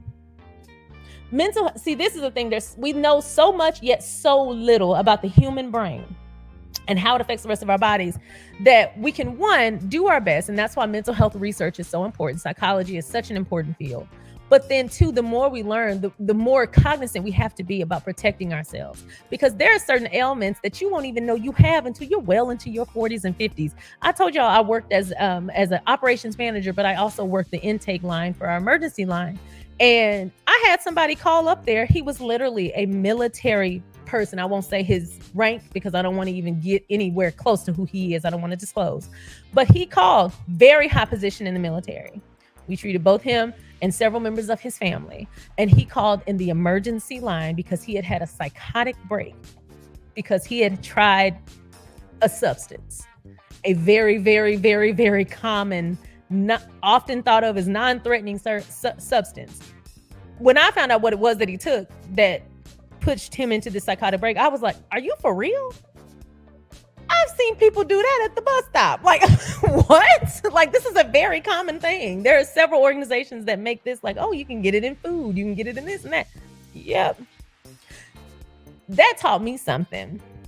And when I realized that we only know so much about the human brain and that field is ever evolving, you can't deny a claim for mental health care because you don't think it aligns with someone's time in the military. Do y'all know how stressful and hard it is to be traumatized?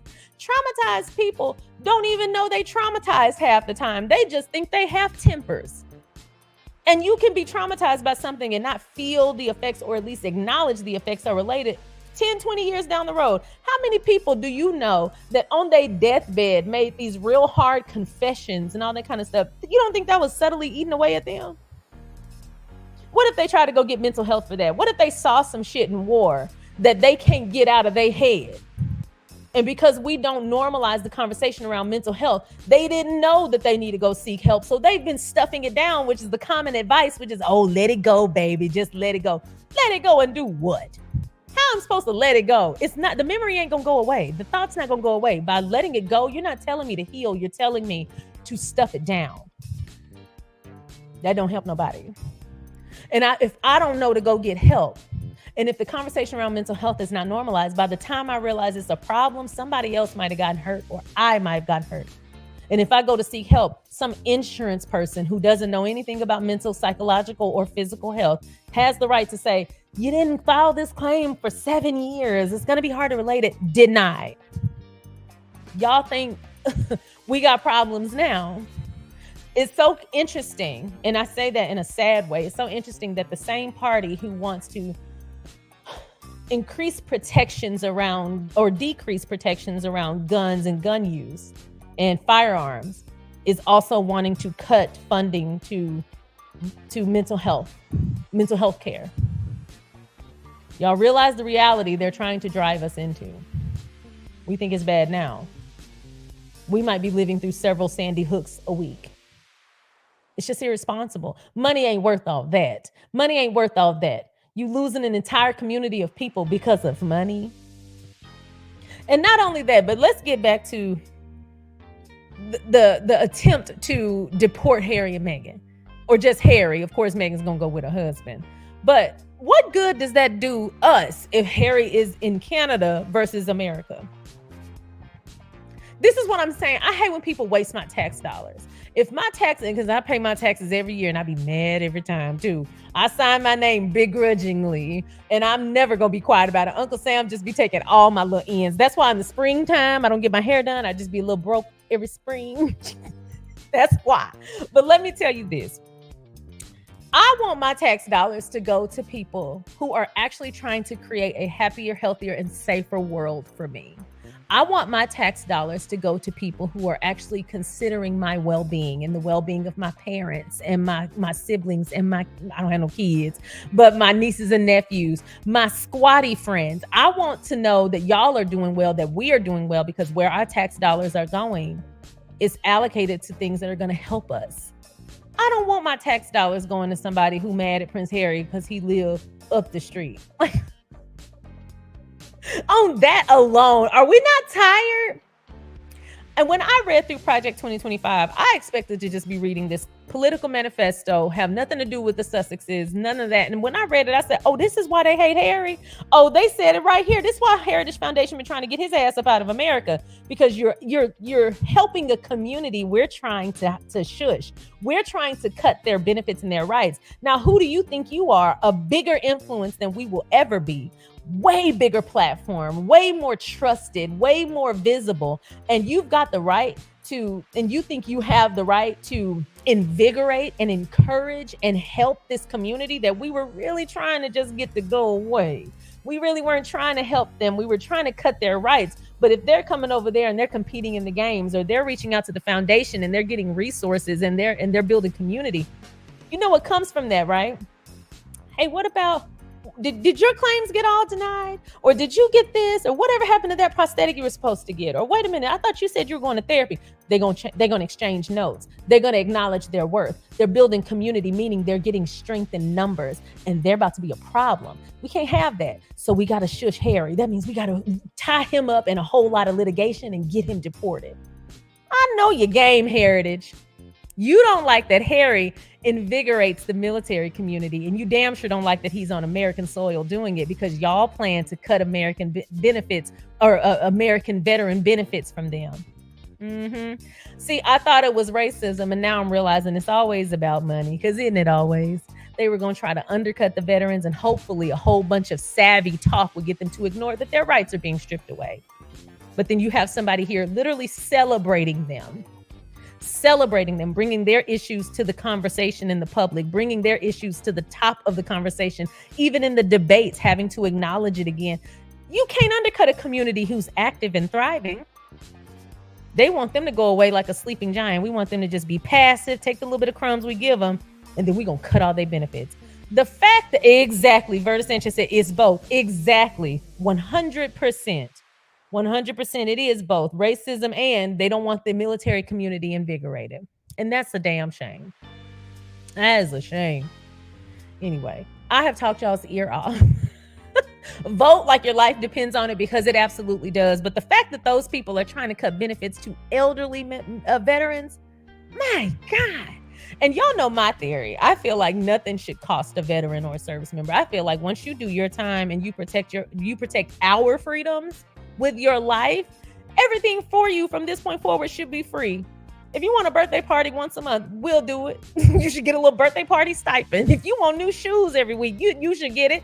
You paid the ultimate price, and thank God you made it back. We should celebrate you every chance we get. And they want to cut their benefits, even the elderly. I feel like there's some communities we can all just agree on, like, no, if anybody deserve it, they deserve it. The elderly? Why y'all do that to the elderly? The Heritage Foundation don't have no soul.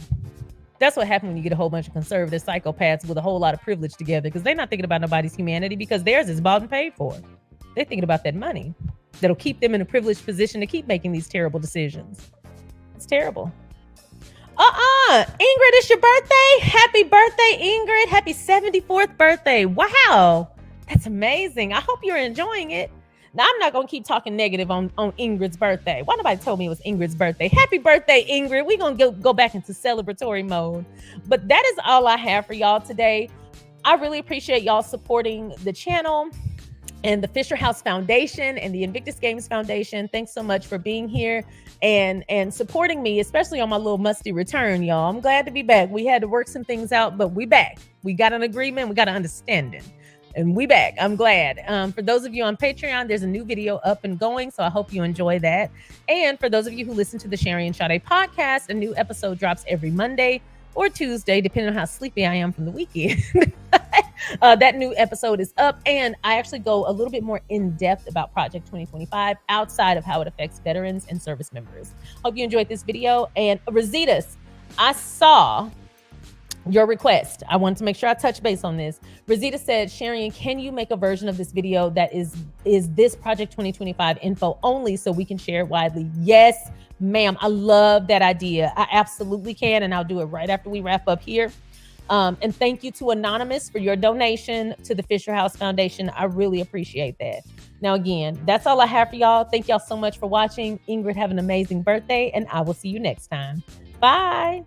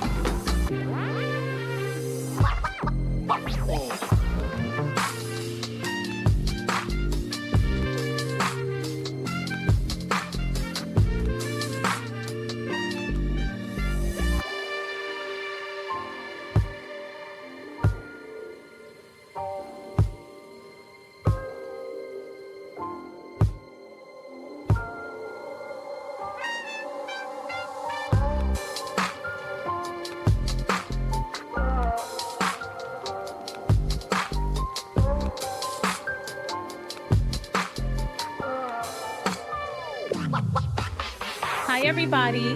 Welcome back to the SharionSade podcast.